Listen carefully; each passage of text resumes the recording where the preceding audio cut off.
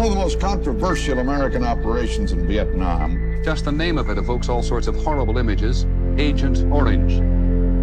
During the Vietnam War, Americans were told that spraying millions of acres of dense jungle with Agent Orange would deprive the Viet Cong of cover and save GIs' lives. But in the decades since, the herbicide's use in Vietnam has been blamed for creating a human catastrophe among veterans. I died in Vietnam and didn't even know it. And the Vietnamese. Vietnam is convinced that these children are just the latest victims of the deadly chemical dioxin in Agent Orange. Now, decades later, the fight over Agent Orange continues to take new turns. Americans might like to consider our war in Vietnam to be ancient history. It's not ancient history.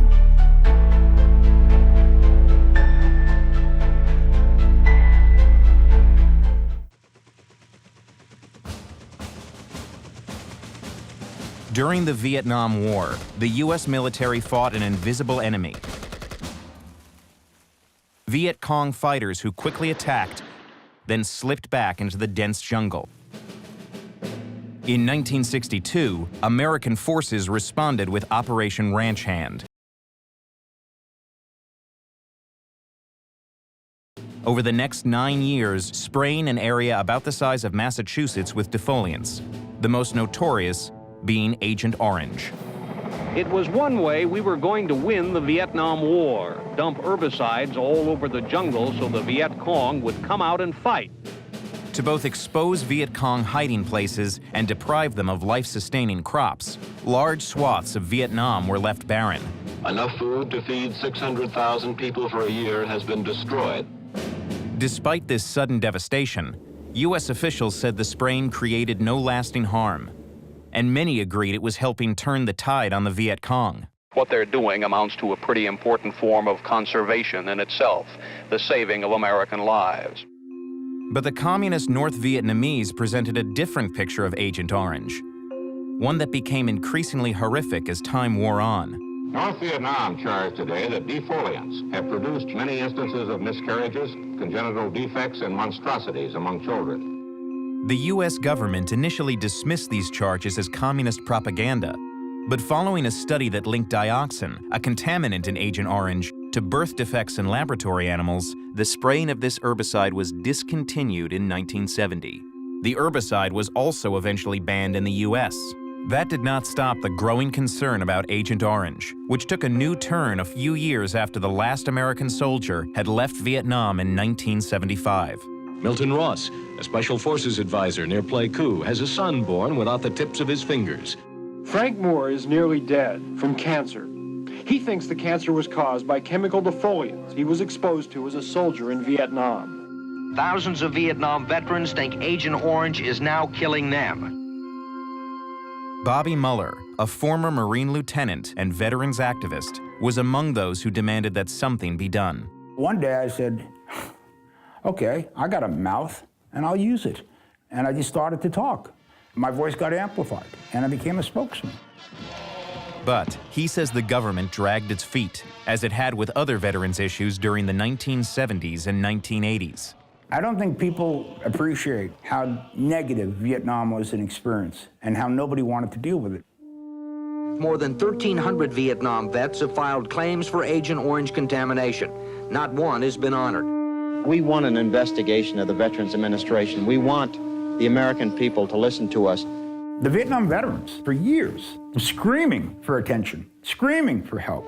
Gentlemen, we can't wait 20, 30, 40 years. The government said a lack of scientific consensus stood in the way of much being done. We don't mean to say that there isn't an Agent Orange effect, but at this point in time, we don't seem to see anything that confirms that there's something there specifically. The ranch handers are not dying off like flies. But the veterans notched a victory after it was revealed that some of the herbicide's makers had struggled over evidence of its potential dangers as far back as 1965. Just hours before, thousands of Vietnam veterans were supposed to be represented in court. Against 7 chemical companies, there was an out-of-court settlement. Over the next 6 years, the fund will pay out at least $250 million to veterans and their families, including children not yet born. This was only a partial victory. None of this, say the defendants, means an admission of their liability for the veterans' injuries. Agent Orange was a safe product when it was used in the Vietnam War, and it's a safe product today. But the veterans continued to fight and gain ground. In 1990, the Veterans Administration released a sharply critical report, which found that even if the scientific studies lacked consensus, there was enough evidence to compensate veterans for Agent Orange claims. Another announcement from the VA followed closely behind. With today's decision, the government admits for the first time Agent Orange may well have caused cancer. In this case, a rare form called soft tissue sarcoma. The government has now agreed to pay $8 million a year to veterans. Vietnam's American veterans were finally making headway in their long battle against Agent Orange. Today, I am announcing the normalization of diplomatic relationships with Vietnam. This was a historic announcement for both the United States and Vietnam. But behind the fanfare, one issue from the war remained as divisive as it had when Mueller first sought to encourage reconciliation in 1981. This past week, 4 American combat veterans of Vietnam returned there. As we anticipated, the Vietnamese doctors that we've met with very much share our concerns about the effects of Agent Orange. In a poor country like Vietnam, where people confront a multitude of health issues, it was hard to figure out exactly what had caused the birth defects exhibited by its children. But the Vietnamese government insisted the cause was Agent Orange. Although that war was long ago, there is lingering anger about the United States' use of a controversial defoliant spread by American aircraft on the jungles there. An epidemic of birth defects, brain damage, and rare cancers still affecting hundreds of thousands of Vietnamese today. There was always an issue that would come up in our discussions with the Vietnamese that was clearly a source of continuing resentment and anger, and that was Agent Orange. In 2006, with this bitterness still fresh, Bobby Mueller asked Tao Nguyen Griffiths, one of his advisors, to survey families like the Tans, who blamed Agent Orange for their children's birth defects. According to environmental studies, high levels of dioxin could still be found in the soil in certain areas and had seeped into nearby lakes. But, people have access to the lake. Dioxin is contained in the fatty tissue of fish and duck, and there was a high level of dioxin in people's blood sample. Mueller and Nguyen turned to Senator Patrick Leahy for help pushing America to clean up areas that were still contaminated by the dioxin in Agent Orange.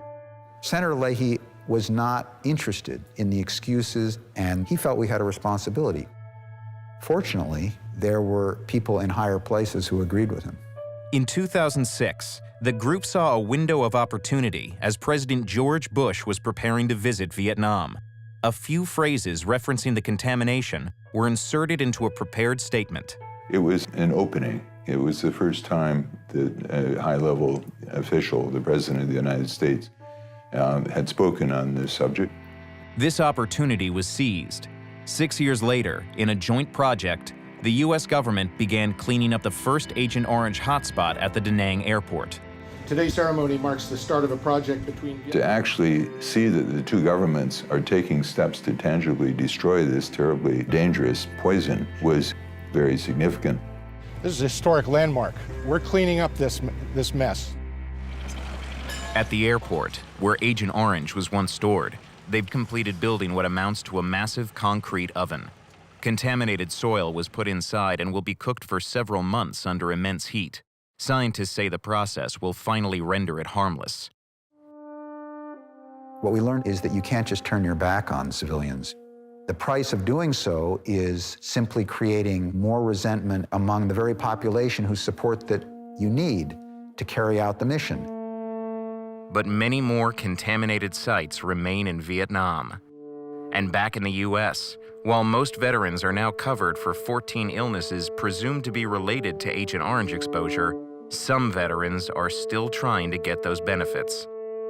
The fight over Agent Orange continues.